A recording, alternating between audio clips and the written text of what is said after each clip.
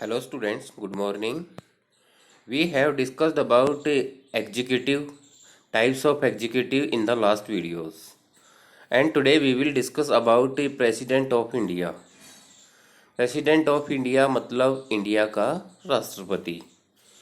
तो इंडिया के राष्ट्रपति से रिलेटेड सारी जानकारी जो है वो हमारे कॉन्स्टिट्यूशन के आर्टिकल 52 में दी गई है।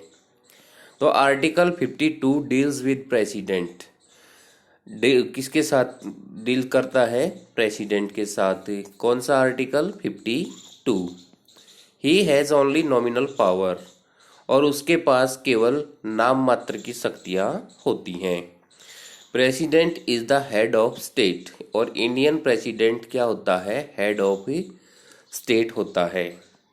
फिर आता है qualification to be an Indian president. Indian president बनने के लिए क्या क्या योग्यताएं होनी चाहिए?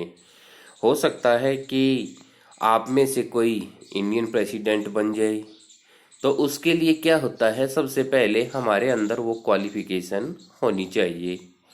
तो इंडियन प्रेसिडेंट बनने के लिए क्या क्या क्वालिफिकेशन चाहिए? सबसे पहले वह इंडियन सिटीजन होना चाहिए। He should be an Indian citizen. ये तो सबसे पहले आता है कि वो इंडियन सिटीजन होना चाहिए।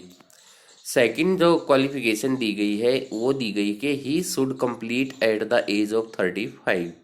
अगर किसी की एज 35 से कम है तो वो इंडियन प्रेसिडेंट नहीं बन सकता। तो इंडियन प्रेसिडेंट बनने के लिए क्या चाहिए? कम से कम 35 की एज तो होनी ही होनी चाहिए। फिर आता है he does not carry any job under central और स्टेट गवर्नमेंट। ये कह सकते हैं हम कि वो स्टेट और सेंट्रल गवर्नमेंट की नौकरी पर ना हो, यानी कि किसी भी सरकारी पद पर आसीन ना हो। उसके बाद दिया गया है he should have the qualification to elect in Lok Sabha, कि वह लोकसभा का सदस्य बनने के लिए जो क्वालिफिकेशन चाहिए वो उसके पास होनी चाहिए।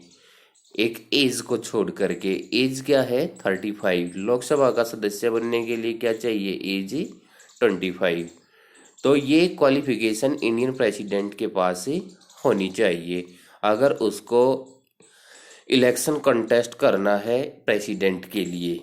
उसके बाद आता है इलेक्शन ऑफ प्रेसिडेंट के। इंडियन इलेक्शन जो प्रेसिडेंट है उसका इलेक्शन कैसे होता है? The president of India is elected by electoral college. जो प्रेसिडेंट ऑफ इंडिया है वह किसके द्वारा इलेक्ट किया जाता है? इलेक्टोरल कॉलेज के द्वारा।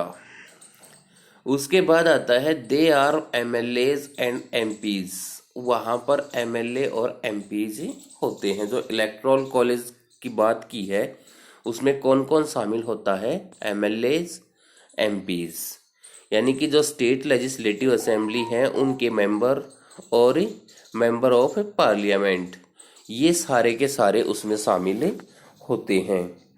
तो हमने देखा कि भाई जो इलेक्शन होता है प्रेसिडेंट का उसमें पब्लिक जो है वो डायरेक्टली पार्टिसिपेट नहीं करती है।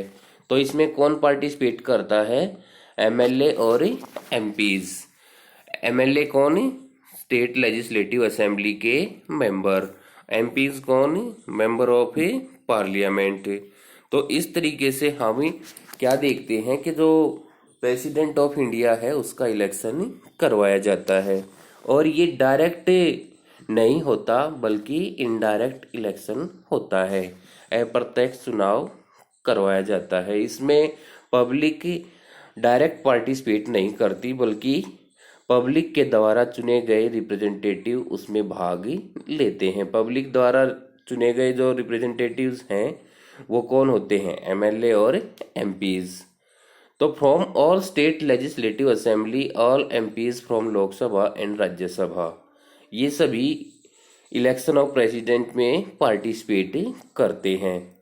उसके बाद आता है removal of president of India. और देखो जो इलेक्शन ऑफ प्रेसिडेंट हमने पढ़ा है तो इसमें देख लिया हमने कि भाई सभी एमएलएज एमपीज शामिल होते हैं, और ये किस सिस्टम के द्वारा चुना जाता है? एसटीवीएस। एसटीवीएस सिंगल ट्रांसफर्ड वोटिंग सिस्टम। इस सिस्टम से हमने जो थर्ड लेसन में हमने पढ़ लिया है, तो इसके बारे में हमें पता है STVS सिस्टम के बारे में। तो STVS सिस्टम के तहत प्रेसिडेंट ऑफ इंडिया को चुना जाता है।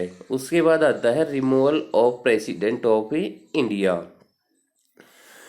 इंडियन राष्ट्रपति को हटाया कैसे जा सकता है? तो president can be removed from the post in case of the violation of constitution arises.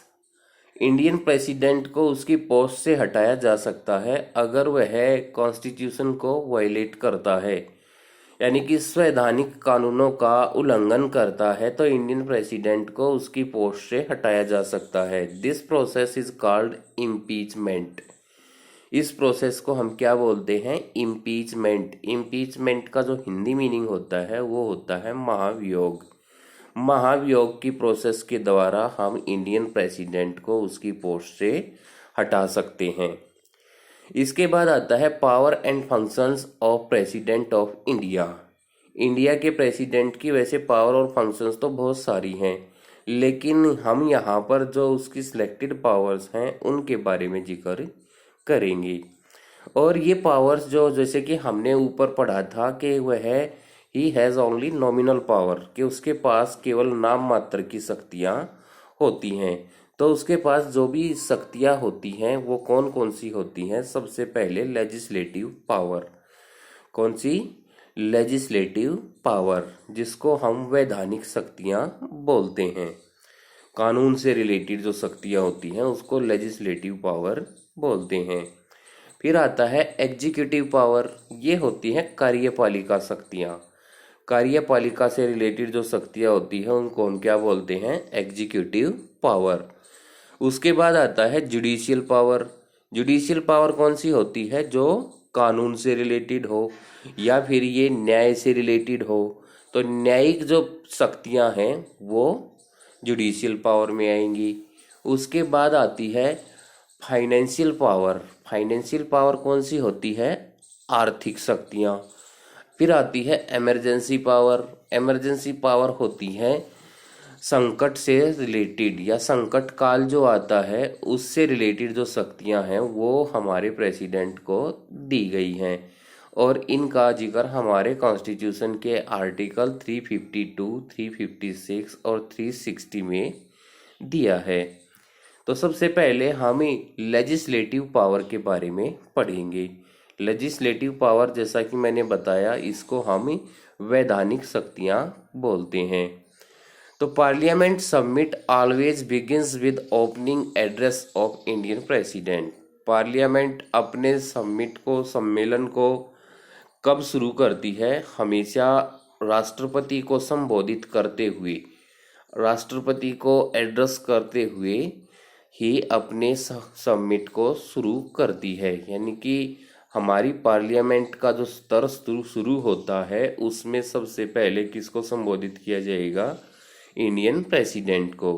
उसके बाद आता है if there is urgent law is needed so while the prime minister recommended to president to announce the law.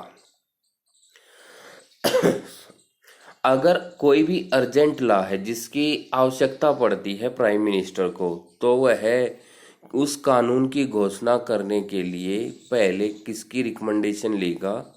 President की, यानी कि president के पास उसको भेजेगा। It is called ordinance. उसको ऑर्डिनेंस बोला जाता है। हिंदी में इसको अध्यादेश बोलते हैं। और अध्यादेश की जो ड्यूरेशन होती है वो केवल 6 मंथ्स के लिए होती है। यानी कि कोई भी अर्जेंट लॉ जिसकी ज़रूरत पड़ती है, प्राइम मिनिस्टर किसके लिए भेजता है? प्रेसिडेंट के लिए।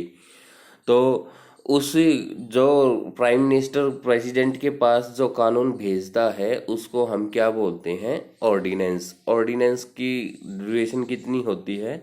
6 मंथ की होती है। President signature is essential to implement a law in our nation. और कोई भी कानून पास करने के लिए, कोई भी कानून लागू करने के लिए हमें किसके साइन की ज़रूरत होती है? प्रेसिडेंट के साइन की ज़रूरत होती है। बगैर प्रेसिडेंट साइन के कोई भी कानून जो है उसको लागू नहीं किया जा सकता। तो ये हमारे प्रेसिडेंट की लेजिस्लेटिव पावर में इंक्लूड किया जाता है। तो आपने आज क्वालिफिकेशन ऑफ इंडियन प्रेसिडेंट के बारे में पढ़ा, इलेक्शन ऑफ प्रेसिडेंट के बारे में पढ़ा और उसकी पावर्स के बारे में पढ़ा है। पावर्स में हमने केवल लेजिस्लेटिव पावर को ही पढ़ा है, बाकी जो बची पावर्स हैं इनके बारे में हम नेक्स्ट वीडियो में डिस्कस करेंगे। यहाँ तक आप अपने लेसन को अपनी टेक्स्ट बुक से दोबारा से पढ़ेंगे और जितने भी वेरी शॉर्ट क्वेश्चन आप इसमें से बना सकते हैं उनको बनाने की कोशिश करेंगे और अपनी फेयर नोटबुक में उनको लिखेंगे। Thank you.